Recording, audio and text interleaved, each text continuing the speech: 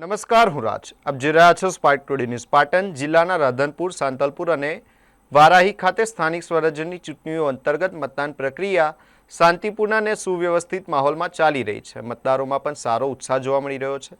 રાધનપુર તાલુકાના વડનગર ખાતે આવેલી પ્રાથમિક શાળામાં ગુજરાત વિધાનસભાના અધ્યક્ષ શંકરભાઈ ચૌધરીએ પોતાના મતાધિકારનો ઉપયોગ કરી લોકશાહીના પર્વની ઉજવણી કરી હતી. બીજી તરફ સાંતલપુર તાલુકાના ફૂલપુરા ગામે જિલ્લા પંચાયત પાટણના પૂર્વ મહિલા બાળ કલ્યાણ અને યુવા પ્રવૃત્તિ ચેરમેન ભારતીબેન દિનેશભાઈ ચૌધરીએ પણ મતદાન કરી પોતાની નાગરિક ફરજ નિભાવી હતી. મેં મતદાન કર્યું, તમે બધાએ કર્યું કે નહીં?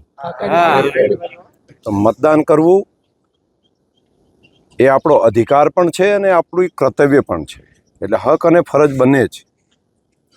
મારી આપ સૌને વિનંતી છે કે લોકશાહીને વધારે સજાગ બનાવવા માટે, લોકશાહીને વધારે પરિપક્વ બનાવવા માટે મતદાન અવશ્ય કરો.